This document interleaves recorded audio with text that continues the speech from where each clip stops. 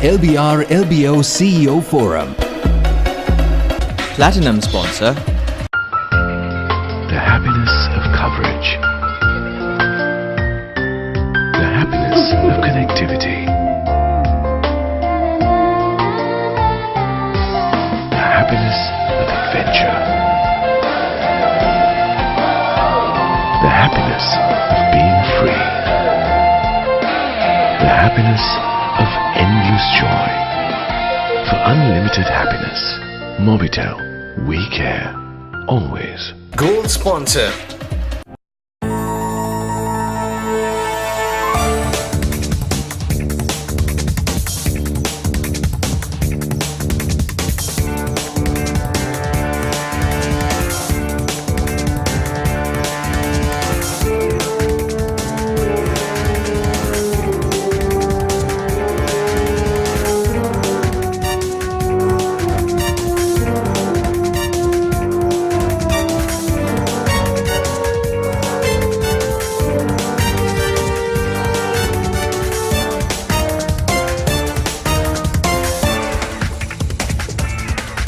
Silver sponsor.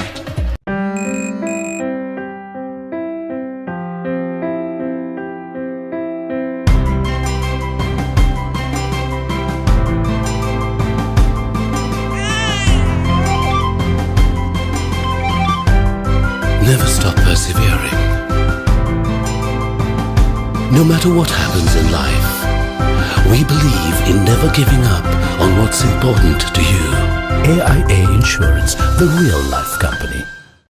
Investing in an ERP typically involves purchasing modules, which often include features you don't even need. Why pay more to complicate your tasks? Well, we have the solution. Intuition. It's a new concept based on process journeys. Simply, you purchase and use only what you need. As your company grows, Intuition grows with you. Scale up only when you need to. Access the user-friendly dashboard and helpful analytical tools wherever you go. It's simple to purchase and simple to implement. Make real savings and simplify your business with Intuition. Full cricket scholarship! I'm leaving next week. Yes. Letters, okay? Email, mom.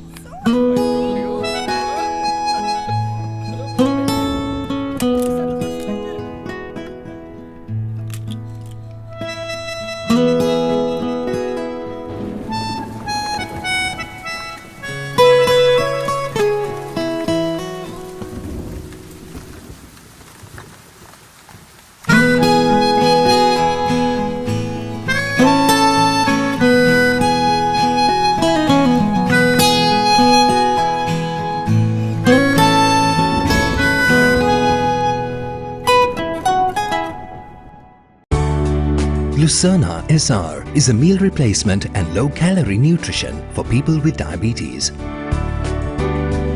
Triple Care. Benefit when used along with standard diabetes management plan. Helps to manage blood sugar. Supports heart health. Helps reduce weight and waistline. Contains all essential ingredients. Will be appropriate as compared to micronutrients. From Abbott Nutrition USA, marketed by CIC. For more information and nutritional advice, contact 0773 470 289 for more details.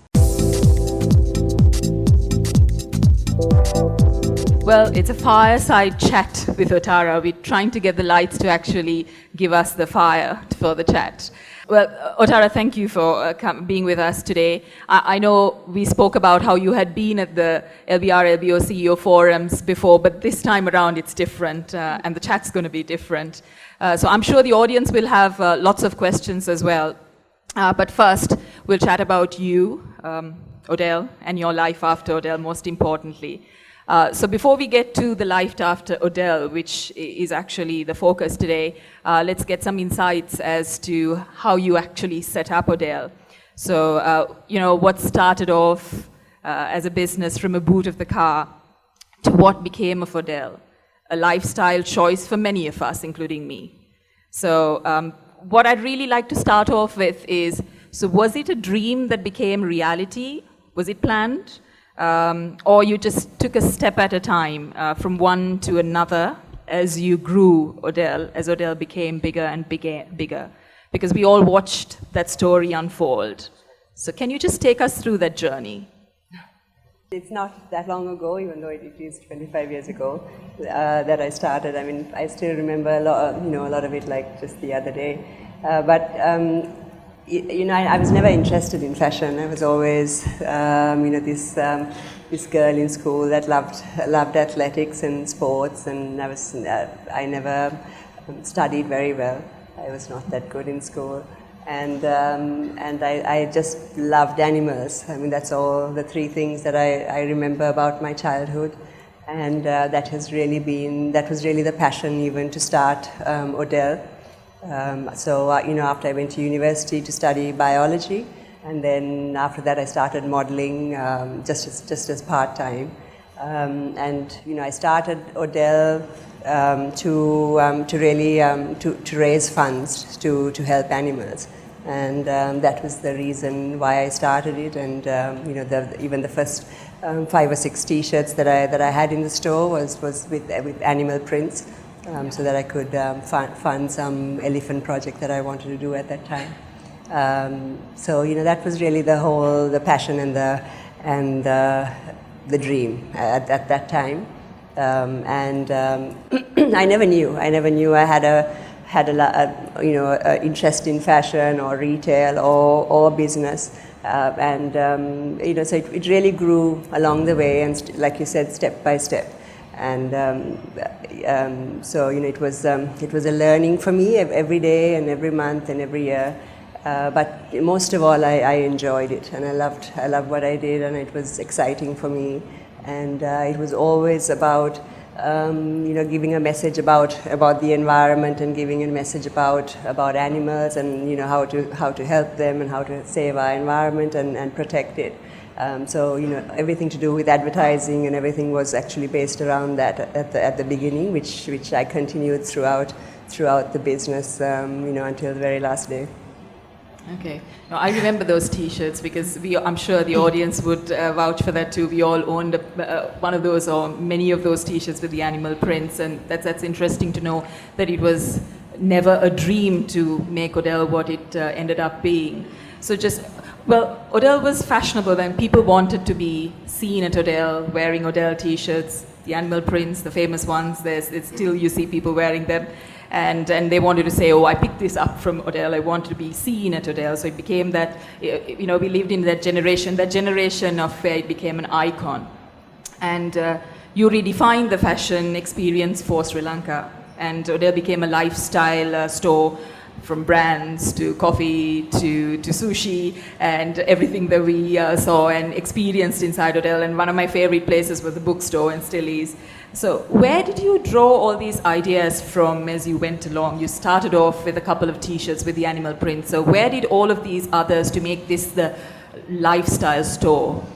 Well, I'm not sure where it all came from, but for me the inspiration was the people who used to come to the store and love buying the products, and used to love shopping there, and that really was the inspiration for me to keep expanding and to keep going and to keep offering more and to keep doing more and styling more, and then of course obviously I learned along the way, and I was very interested to learn.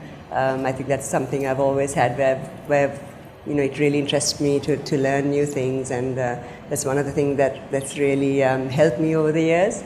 And that was really how it all unfolded, and it was the clothing was doing well, so then you expand on that, and then okay, why not home things, because then you have the customer base, and then you offer more of that. And I also started to enjoy it, and obviously I had no idea about business or finance, and so I had to learn everything, and I used to have tuition classes on accounts and finance because I had no clue, there was so many challenges along the way, about 2 years after I started, the building that ODEL was in, which was on Dickman's Road, it burnt down, and everything was destroyed, so I had to build up again. but that to me was like a challenge where then, you know, I wanted to do something to move out of there and to make it better and not have that happen again. So, you know, then that was when I started looking for a bigger store, and that was when, you know, when I found the store in Ward Place where it is now. You know, by that time I'd realized, you know, more offer, more people, more customers. But, you know, it was never about the money for me, or this, you know, the sales, or, you know, the numbers coming in. It was always just the pleasure of doing it, and the more I could offer, and the more I could, you know, excite people to walk in. And it was, for me, it was the pleasure of people walking in to the store. That was really the most exciting part, plus all the staff and getting them involved in, you know, in what we do. And growing the business was very, very exciting for me. And by that time, I think I realized that, you know, that I loved that. I loved the fact of, you know, growing all the time and changing all the time, and you know, and then setting goals and moving from one to the other, each goal bigger than the other. And I mean, that was really how it, you know, how it was from that time. Obviously, your story is a very inspirational one. At any point, as you were growing, yes, I mean, you wanted to start off to generate funds for what you really wanted to do, you know, make sure that your passion really lived, and you had enough funds to do that. But as you were growing ODEL, did you ever imagine that, okay, this is the ideal ODEL that I would one day want to have? How did that transpire? Again, in stages. I mean, you know, when I started, I never knew, you know, I'll even have 4 stores or 6 stores. You know, that just comes as you go on. So it was always a process of evolving, and then, you know, by that time, obviously, I traveled a lot, so I saw what, you know, what others were doing in Europe, and then what, you know, I used to pick up ideas from there, you know, inspiration from all over the world, and then, you know, twist it to suit ODEL, the brand, and also Sri Lanka. And, you know, there were a lot of challenges for running a business during a war. You know, you never knew when the stores were going to close. You know, you had to close, you couldn't open. Our duty structure was extremely high. So, you know, how you buy and how you create the assortment in a store was very, very tough, because, you know, the price points are very essential. And so, you know, I mean, it was very challenging, considering you know, the atmosphere that we had at that time. And but, you know, it's nothing happens without a challenge, and you know, the more you're challenged, I think the better you get, and the better things that you can produce.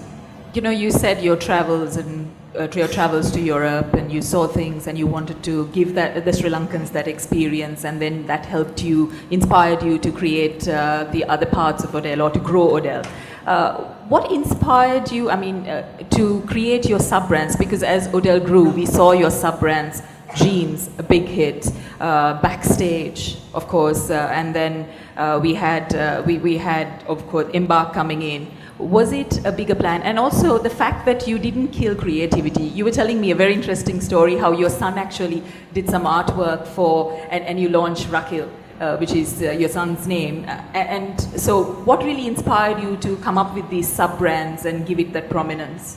Well, I mean, you know, the customer always needs something new and something different, and that was really what we used to do at ODEL, was to make sure that you know, every month, every week, every year, there's something very, very different that customers could come and see and could buy, because, you know, anybody gets very, very bored with seeing the same thing over and over again. And especially in retail, in fashion, you know, the ever-changing, the fast-moving business is really, really important. So, I mean, that was really how, you know, creating different brands, creating sub-brands, creating, you know, different niches of collections. That was just all part of the excitement, and it was something that I really loved to do as well, which I discovered later on, and you know, creating the names and creating the look and creating different concepts, and I mean, that was really what I enjoyed, the most. I never, till the time I left, I never enjoyed all the finance part of it, but I loved all the creative part of it and the fashion part of it. So behind your creativity, was there a big team that was supporting you? How did that happen? Behind the scenes? Yes, nothing can be done by yourself. You always need a team, and there are, really good people that supported me along the way, and I always challenge them to the maximum. I think people like to be challenged, and I think they do their best when they're challenged. I couldn't have done it without everybody who's passed through ODEL over the years, and everybody who's from the customers to the team that's been there, and there have been a lot. From 2 people to about 950. There's been a lot of people who've contributed to what ODEL is today. You said you challenged yourself in the area of finance because that was really not your forte, but about your 2 brothers, right? They sold their share of ODEL to Ajit and Ruchi, successful corporate leaders and brand specialists. How much of ODEL was them, and how involved were they in the business? They were not involved in the business. When I started ODEL, I actually borrowed the $50 from Ajit, so and my mother. So that's how they were involved in the business at the start. And my mother used to help me out a lot when I was at the early stages. And over the years, she's been a tremendous support for me with my children. And I think that's one of the reasons why also I've been able to do what I've done. I think it's been a great help for me. And my family has been extremely supportive of me. They're not in my face all the time, but if ever I need support, they're always there. And at different stages, different people have supported me for different things. Ajit's skill in finance was used heavily at the start until I managed to learn it on my own. At different points they were always around. That is definitely inspiring, because being a woman, it is tough, and being you and building what you built, you would have definitely needed all of that support. Any message to the women out there, who's aspiring to be Otara? How you could actually, we talk about this life, balancing your personal and your professional life. Any message that you want to leave, since we were talking about that, how supportive your mother was and your family was in understanding what you were doing? I always say that, whatever you want to do, you can do. I believe that you're born with something you're meant to do in this life, and I think, the most important thing is to understand, what that is and follow that passion. And I think once you do that, I think that's, you're meant to live that, and you're meant to do that in your life here. And I think that's really the path. If you follow that path, I think you're automatically led to doing what you're meant to do and what you love to do. And there's so many people around that will support you and can help you, and you just need to reach out and be open to receiving that help. And and I think you can do amazing things if you are open to that, and you do want to to follow that path. I think a lot can be done. Otara, you were talking about, you're 25 years. Most of that time, yes, we did have a war in the country. The civil conflict was going on. You starting from scratch, borrowing that money from Ajit and making it what it is today. Definitely, you spoke about a couple of the stumbling blocks, your store being on fire, and then how you actually overcame that. What are some of the key stumbling blocks that you overcame, and how did you actually overcome them? Well, there are always stumbling blocks if you look for them and if you consider them stumbling blocks. But I don't consider things stumbling blocks. For me, it's something that's meant to happen, so that you learn from that and you move on. I think the main thing is to learn from those problems or issues or whatever it is that comes up. If nothing happens, or if no problems come up, then really it's a very boring journey and not a lot happens. I think the main thing is know that they're there to help you, and then it makes it much easier to move forward. This morning I was told by a friend how good an athlete you were, and you yourself said that how good you were at hurdles, so I'm sure none of these stumbling blocks actually posed as stumbling blocks for you. But you grew ODEL and then you took it global as well, right? How prepared were you to take on ODEL and take it overseas and make Sri Lanka proud at the same time? Well, ODEL went overseas and internationally in the sense of the investment we got from Parkson and also by the customers that we get internationally and the recognition that ODEL had internationally or has. So that was all part of the whole growth and growing the concept and most importantly having something that that people enjoy and love to come to and talk about, and if it's something that people would love to talk about is the main thing, and then it automatically becomes something that internationally people would like to visit and come and shop at and be a part of. You spoke about Parkson, so how did that come to be? Parkson, the investment was really about expanding ODEL and doing the mall, and it was really to bring the funds in and a partnership, an international partnership, to be able to do that, and that was really the why that happened, and so it was a good partnership at that time.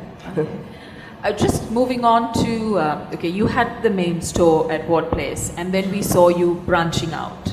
And at Ward Place, you gave us that experience, that lifestyle experience. So what were you expecting by branching out there? Just to offer more people, the chance to be a part of ODEL and to be a part of its experience and the part of the offer that we had, and just to, that was really the thinking behind it. And Sri Lanka was also expanding, and the war had ended by then, and I just felt that there was a lot more that people wanted to, more people wanted to shop, and the lifestyles were changing on how people dressed and ate and shopped and lived. So it was really giving them a part of ODEL in their area. Just quickly, so you branched out and then you decided to go public. Right. So what was your thinking behind that? Brothers' influence at any point? No, by that time it was really to make a change in the company, and also the company was ready for it at that time. Obviously I was ready for it, and it gives so many options to the company and it gave me options as well to make a change if ever I wanted it one day, even though that was not something I was thinking about at that time. It is a normal process of a good company it's always good if you can do that. I would always recommend it to somebody who wants to grow a company. It disciplines you, it gives you good structure, and it gives you a value to the company. That was definitely a success, and we all watched that unfold. I'm just going to move you now, yes, that was lovely listening to, how you started off and how you grew ODEL.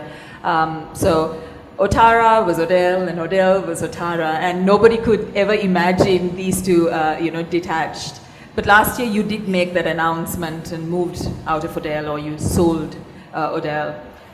To SoftLogic, and it did happen initially when you also brought in the Parkson investment.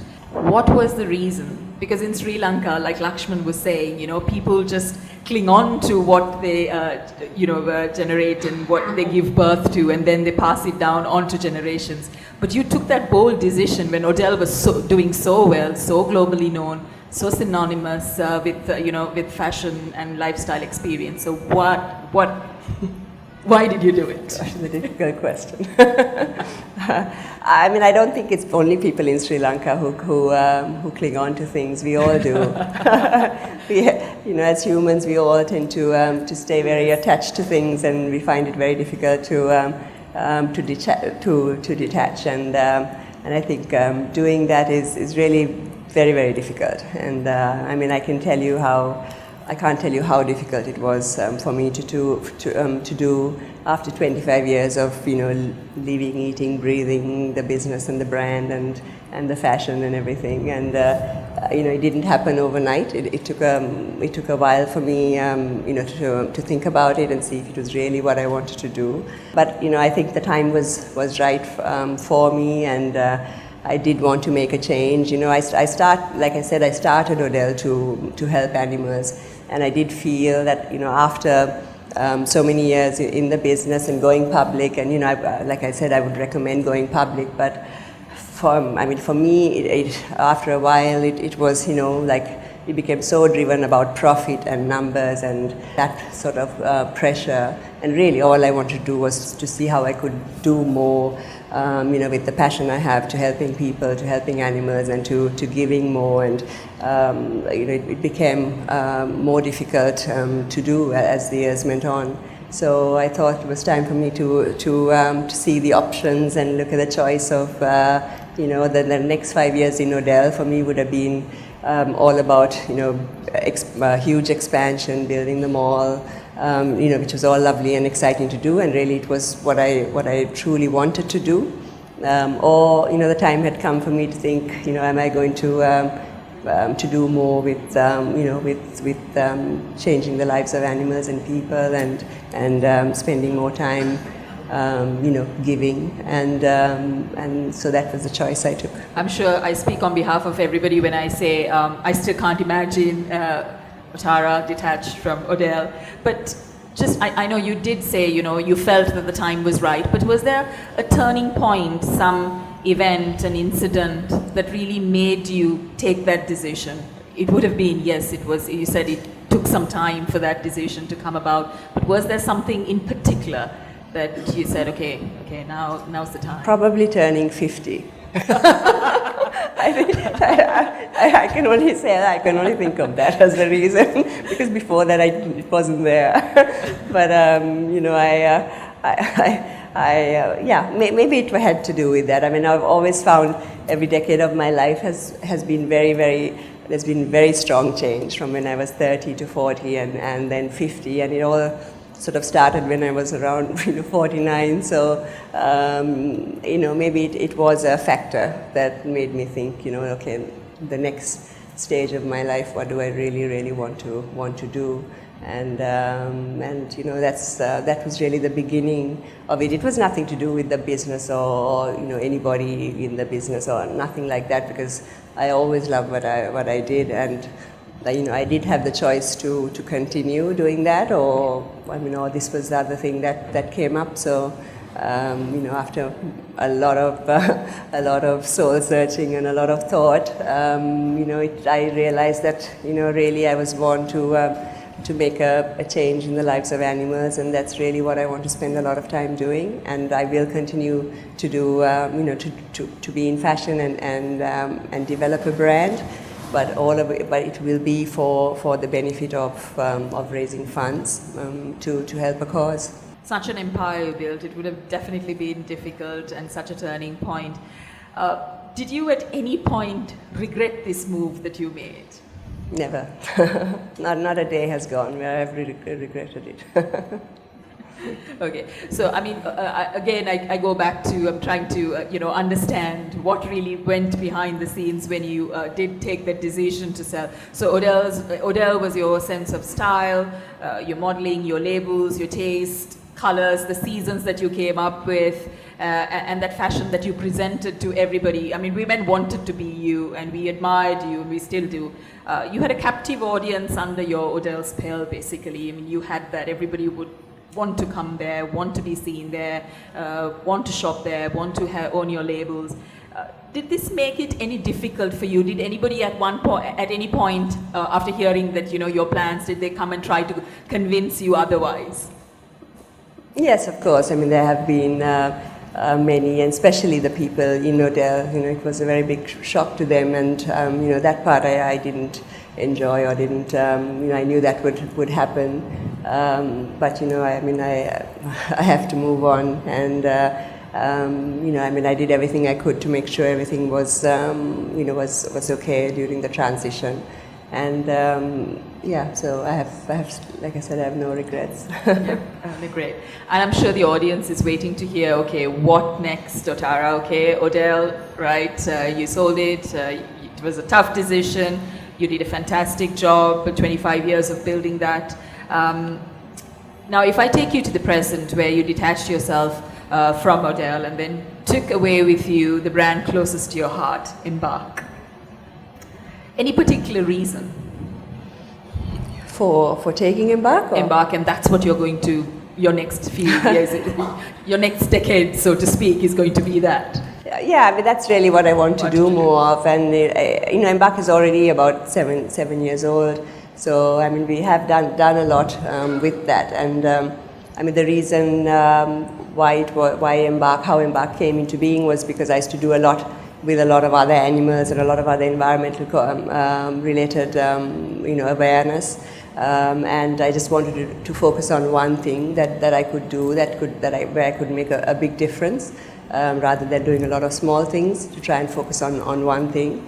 And that was really how EMBARK started. And that was also after I found my dog, Nico, on the street. And I, like everybody else, used to drive past street dogs and not you know, pay a second thought to them. And, you know, I mean, I was to say, you know, that's how I was as well, until I found Nico and realized, you know, how much he had to offer and how wonderful, you know, the love and the care that they have to give, and how much you can benefit from that as well as them. And that was really when I decided that that's, you know, what I wanted to do, to make a change in the life of street dogs in Sri Lanka and people, because I think as much as they benefit, I think people benefit as much or even more by sharing their love and by being a part of their lives and doing good for them and doing good and making a difference. And that's really what I've seen also over the years, but that there were so many people who really wanted to do more, but they didn't know what to do. So, you know, with EMBARK, they have the opportunity to be able to do something, even if they see a dog or if they want to help in any other way. And as a result, we have quite a lot of volunteers and you know, people who want to contribute to making a change. And so, yeah, that's what I really want to do more of. Sounds very interesting, and it was nice to see that little dog in your office as well the other day. So you've taken EMBARK and you're really building on EMBARK. At the same time, you're doing what you really and always wanted to do in your life, you know, work that you're doing for the street dogs. So what balance and what time of your day does it take for these two activities? Yes, you've got that brand EMBARK that you're building now as well, and then you've got that lovely work that you always wanted to do. How do you balance that? Well, I mean, now it's you know, even if it's the brand, you know, it's still to me it's still 100% of something I'm doing to you know, to make a difference in the lives of others and to help. So it's still, even if I'm doing the business part, I still, you know, to me it's the same thing, because it's so closely linked. The teams are in the same place, in the same office, and you know, the dogs are everywhere. Not really, only two at the moment. So yeah, I mean, we have the office with I wanted to make it so that you know, we're very close to nature, and so, you know, we have a butterfly garden and we eat outdoors, and we have you know, the area is well lit, so we don't put on lights during the day, and I mean, little things like that, but just to make it as close to nature as possible. And I mean, not only dogs, I hope I will be able to contribute to helping other animals as well, elephants and our wildlife, which I think is in you know, is really in need of great protection at the moment. And so that's you know, I hope I can spend as much time as I do on the brand as with the cause. And out of all the sub-brands that you created while you were ODEL, EMBARK was anyway big, no underestimating of that brand, and it's getting bigger, and we see so much of EMBARK out, and so much of creativity around it, and wanting people to actually do more for animals as well. And even in the papers today, you know, it was nice to see what EMBARK had put out, the East program and all of that. So in that sense, as much as you are doing for the stray animals, do we see another ODEL being built through EMBARK? Oh, it's still very early stages. I mean, there'll never be another ODEL, and there'll only be, you know, the one ODEL that's there. and EMBARK, whatever happens will be different. I have no intention to replicate what what ODEL has. And ODEL is about having a lot of brands within a store, which EMBARK won't be. And so we'll see what happens. Okay, that'll be interesting to see how EMBARK actually unfolds as we go along. Just quickly, I mean, all of us, we have role models as we go along, and I'm sure you would have had your role models as you took ODEL from step to step and as you grew it. So if you can just touch on that, who are these role models? Who really inspired you to make it what you made out of it? Well, different people over the years. Never one person, but at different stages of my life, different people. But really, more than them, the people who have really helped me along the years is the people who have been close to me and around me, and the people that you somehow seem to meet at the right time in your life when you're ready for it to make a change in your life. And some of them there have been who have been very, very, very special to me and still are. There's, like I said, there's always people who are there that you can learn from if you're open to it. The main thing is to be open to knowing that you can change, and knowing that change is good, and knowing that there are always people. People come to you always for a certain reason, and people are around you for a certain reason. And you can always learn something and make it benefit your life and make a difference to you and the people around you. We'd like you to take a look at a couple of clips, the work that Otara is doing right now about EMBARK.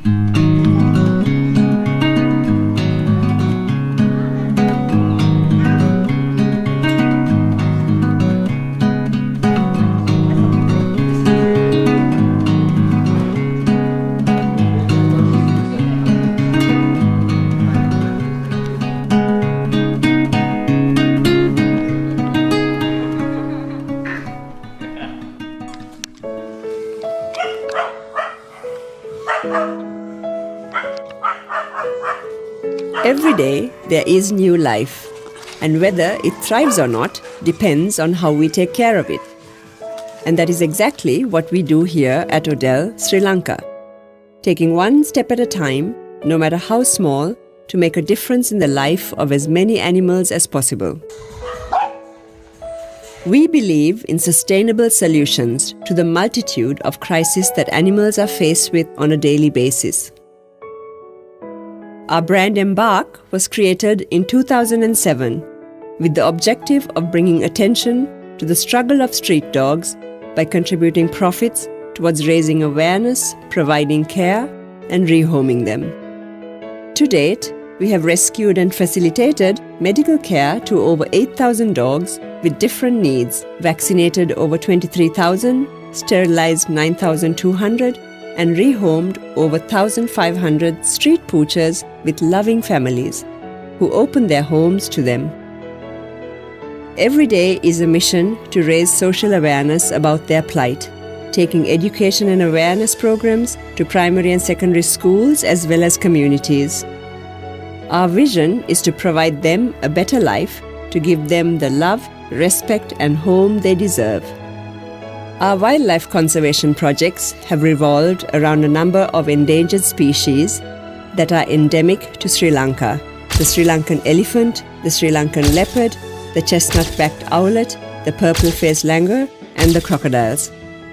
These are all species faced with a serious threat of extinction, where numbers are dwindling as a result of habitat loss and the consequent increase of human-wildlife conflict. Funds raised have been invested in preservation, research, and rehabilitation with local and international wildlife conservation authorities. The solar-powered water pump that was donated to the Elephant Transit Home in Udavalave helps supply water to the 32 orphan elephants whilst they await reintroduction into the wild. The research grant facilitated to the Wildlife Conservation Society of Galle supports further study of the purple-faced langur and its habitat.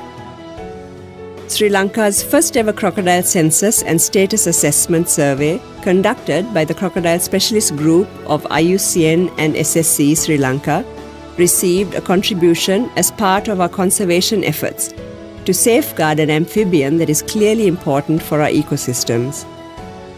The work we do go beyond mere funding and rehabilitation. We place a lot of importance in raising social awareness about the value of wildlife. We believe in fostering a generation who has a strong sense of responsibility towards protecting, preserving, and restoring wildlife. I dream of a world where it's not about us or the animals, but about us and the animals. You may not have all the answers to the struggles of animals. The damage that's been done over generations past and present may not be fixed overnight, but it is never too late if you start now. No gesture is ever too small if you make any gesture at all. You can make a change. Quite inspiring, and we can definitely see why you're working on EMBARK. Just lots of questions that have come in from the audience, but let's try and take the questions on EMBARK, since we have been talking about EMBARK and we saw the videos on EMBARK. Can you explain the business model of EMBARK? Is it sustainable on its own, or are you actually writing checks? At the moment, no. Yes, at the moment, I'm still in the process of building it, and there's a transition stage as well with ODEL. So it's still at very early stages, which I have to work on developing and growing. And it's important that the business grows to be able to do the work we do. A lot of the work that we do with EMBARK is from the sale of the product. And that will be really the business model that will continue, so that people can be part of the brand and part of the work we do, and know that when they shop, that they can make a difference in the lives of the street dogs. Well, taking on again on EMBARK, so it says, did you bring your own people from ODEL, or have you developed a new set of talent at EMBARK? Do you have like-minded people there? Some are from a few were from ODEL who were handling EMBARK, and the balance are new. So it's a process of developing them and growing their talent, and so that process is also starting. Yeah. Well, we are hearing more and more of EMBARK now, and the good work that EMBARK is doing with the street dogs, also about the other animals, which we saw in the video as well. The question says, do you intend to make EMBARK a broader movement with mass appeal? And how do you intend to do it? Yes, definitely. To make a change, to make a big change in the lives of the dogs, because it is because it's something that's all over the country. It's really important to get more people involved, and I do want to make it where many people can contribute to making a change. And not only the dogs. We help a lot of the communities as well. A lot of the communities really love their animals, but they don't have the money to look after them or to treat them when they're sick. So we do a lot of that as well, so that it's really not just about the animals, but helping people who really want to care for the animals but can't do it on their own. So for me it's really important that it is something that's done with a lot of people, and getting more and more people involved in the business and in the work we do as well. Yeah. And a lot of people means you definitely want to reach out to a wider audience, yes. And this problem is just not in Colombo. And this question goes to say, I don't see much singular communication about EMBARK. Why is that? And EMBARK reaches only to Colombo English-speaking elite right now. So yeah. Not really. Yes, it's not visible in a lot of the ads and the communication, but we do it in all three languages. All our material is in all three languages, and we do a lot of work outside Colombo. We've just completed a big program in Jaffna. We're now in Sigiri at the moment, doing a big camp there. So there are a lot of areas that we cover outside Colombo on the work side. Obviously not on the brand side, but So yeah, I mean it is there, but obviously it's still very early stages, and there's a lot to do. Yeah, so I'm sure we'll be seeing a lot of that coming through the media and through various other forms of media going forward, and we'll wait for that. I'm sure Tara has lots of plans. It says, it is different. I mean, ODEL was all different. You went all the way up to an IPO, you sold it, and it was, making sure that your shareholders were looked after and you had to show those profits. So in which way managing a non-profit differs from running for profit? I mean, it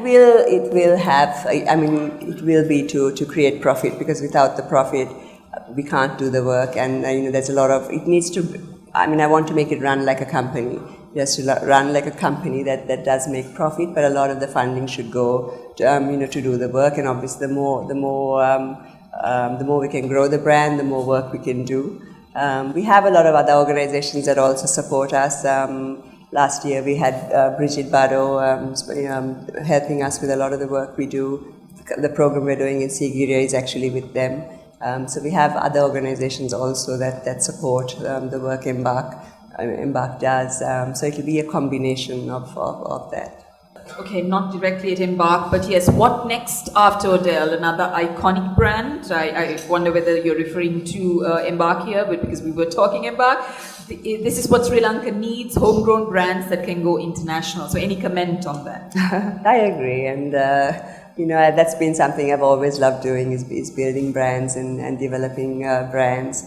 And even though I've sold, that hasn't left me. It's only the cause behind it and the intention behind it that will continue to be what it is with giving and helping. But it will run like a business, and it will run as a brand that I hope will expand, and I hope will be very visible internationally. I hope.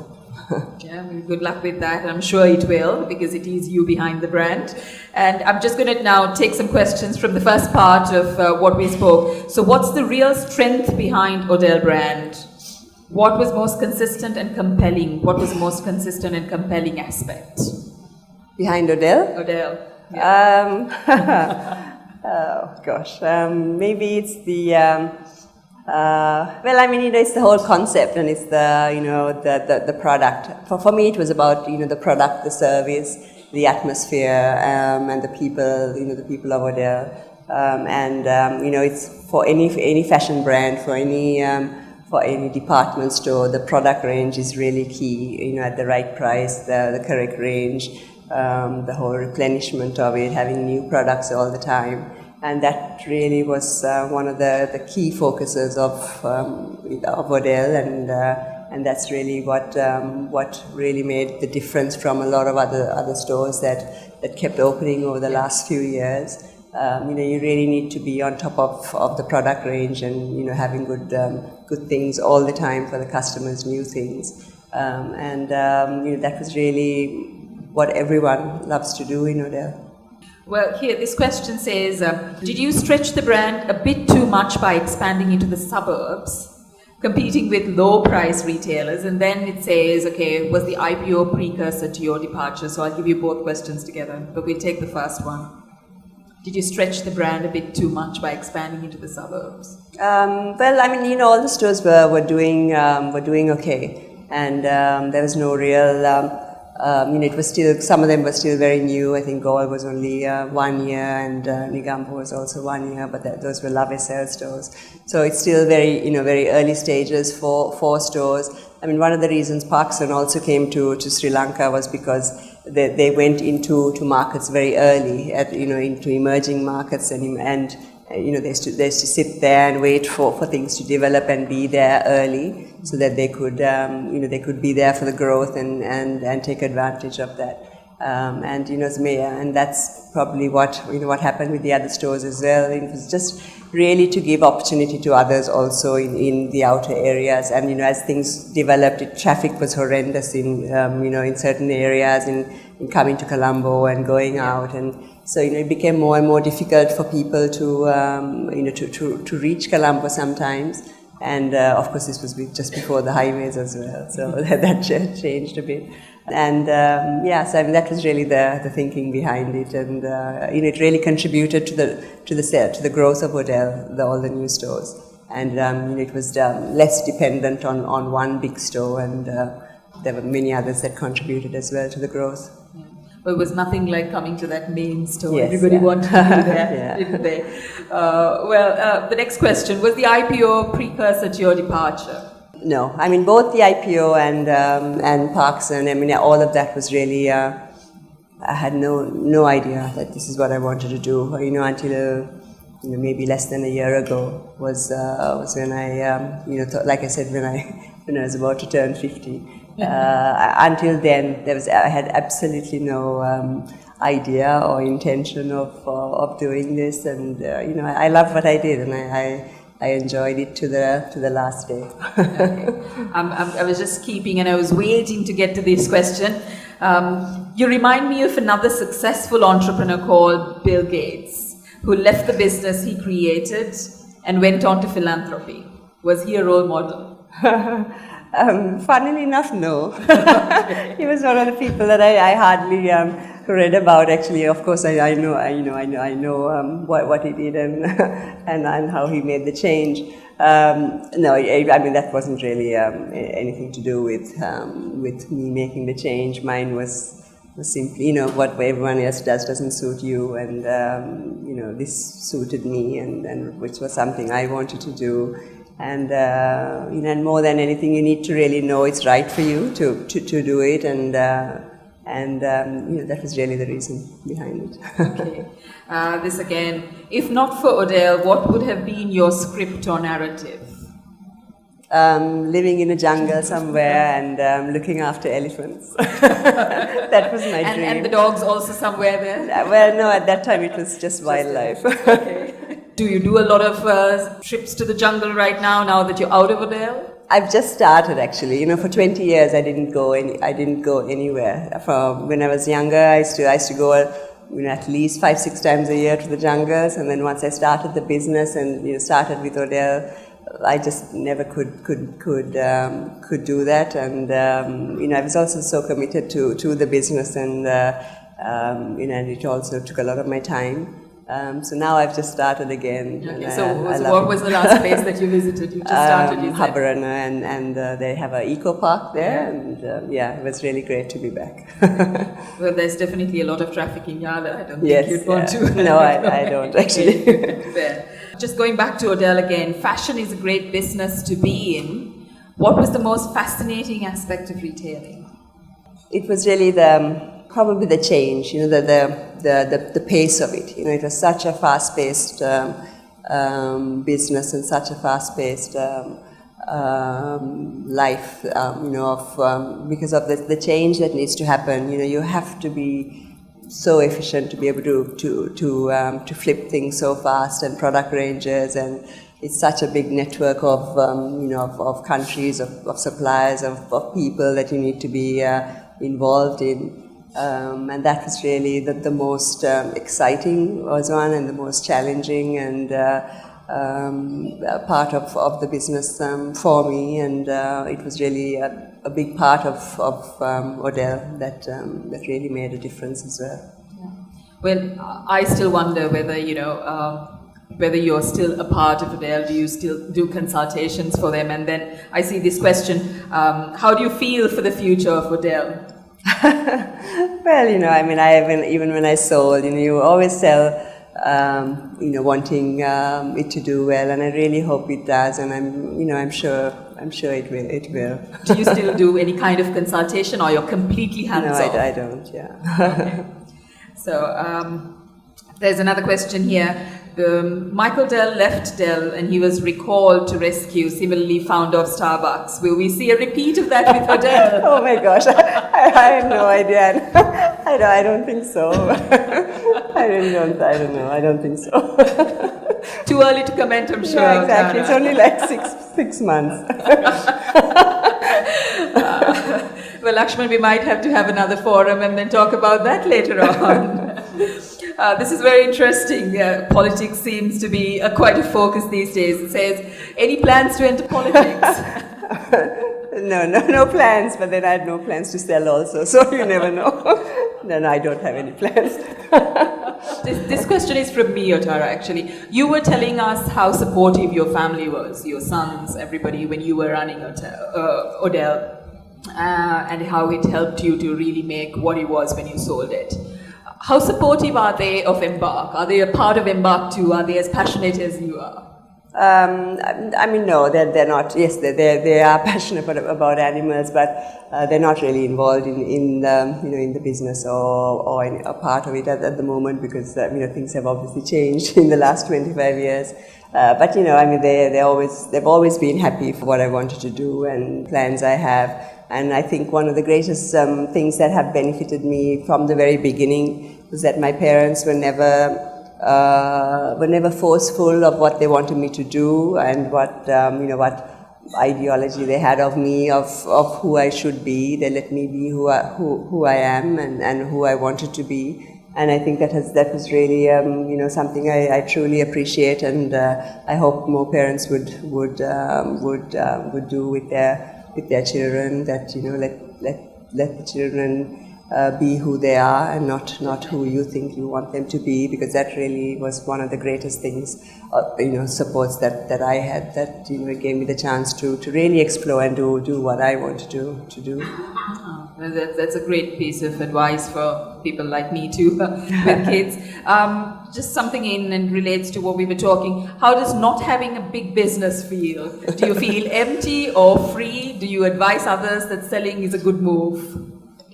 Yes, I do advise it. It's really good. It feels strange. It does feel strange, especially when it's been such a huge part of my life, and it does feel strange that I don't have that. But I was when I did it, I was ready for it. I wasn't forced to do it. I wasn't. I didn't feel it was something that I wasn't unsure about. So I was ready for the change, and as a result, it wasn't difficult after it happened. If not, I'm sure it would be very, very tough. So I think you really need to be ready for that and prepare yourself for that, and really know what you want to do is really the path you want to take for the rest of your life, and knowing that makes it so much easier to do. But it does really, that whole process of detachment, really, it's an amazing feeling, and I would recommend it to anyone. Yeah, it would have been difficult, all right, but you certainly did do it, and you're going ahead behind your passion, the animals that you want to, the rescue, all that, and the good work that you're doing for the animals, looking after the stray dogs. There's so much that's happening out there, and I'm sure animals are blessed to have you now full on. Well, this question again, we spoke about it. Women, you being an icon, big business, building that ODEL empire, if I would say. So why are there only few women in big business in Sri Lanka? How do you break through the glass ceiling? Oh, I don't know. That's a very difficult question. For me, there was never. I never saw a ceiling. I think sometimes when you think there is one, you can't progress very, very much. And for me, it was just doing what I love to do. And I think, like I've said before, if anyone wants to do that, and I think it's possible to achieve a lot of things if you don't see barriers, and if you don't. If you feel there are no obstacles, and that everything is there for a reason, and to learn from it, and I think you can progress a lot. And I hope there will be. I'm sure there are a lot of women who are very successful in business, and I'm sure that over the years there will be more. And I look forward to that. Otara, it has been a great pleasure talking to you, getting to know. I know you kept saying, but people know my story. But it's always lovely to hear that story. What really was the turning point, and what you're doing now, to see that passion coming through. You always wanted to do it, and how you've got that time, and the turning point, turning 50, as you said, and wanting to now go behind your passion, doing things for the animals, not just one type, not just dogs, but every animal. They're going to get a lot of attention from you and EMBARK, I'm sure. So thank you so much for the lovely fireside chat that we had. Thank you. LBR LBO CEO Forum. Platinum sponsor Superior online gaming. HD video streaming. Fastest download speeds. Contactability.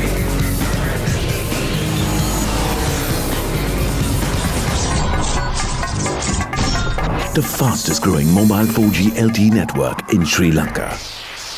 Mobitel, we care, always. Gold sponsor.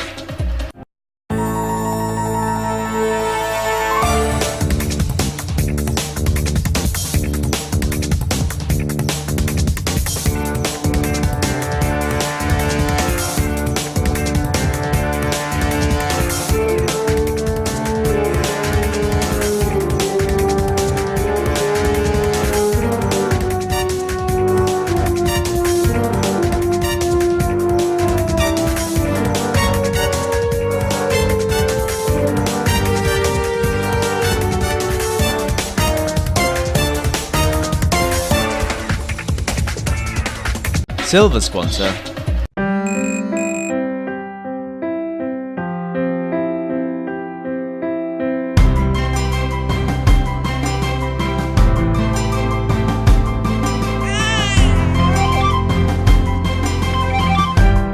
Never stop persevering.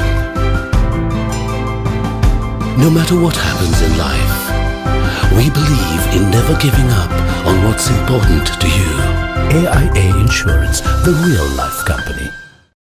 Investing in an ERP typically involves purchasing modules, which often include features you don't even need. Why pay more to complicate your tasks? Well, we have the solution. Intuition. It's a new concept based on process journeys. Simply, you purchase and use only what you need. As your company grows, Intuition grows with you. Scale up only when you need to. Access the user-friendly dashboard and helpful analytical tools wherever you go. It's simple to purchase and simple to implement. Make real savings and simplify your business with Intuition.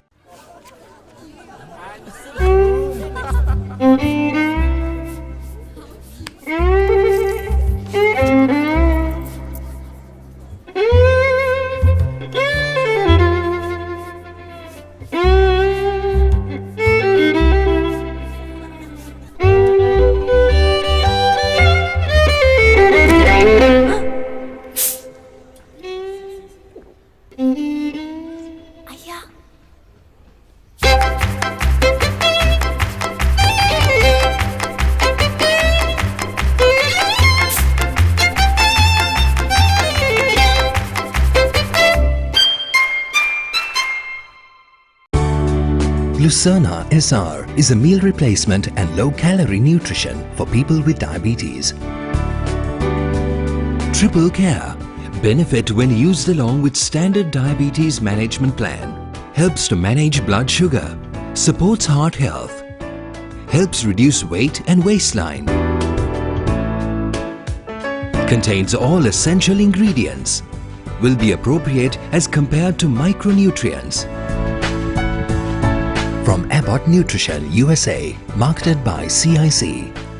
For more information and nutritional advice, contact 0773 470 289 for more details.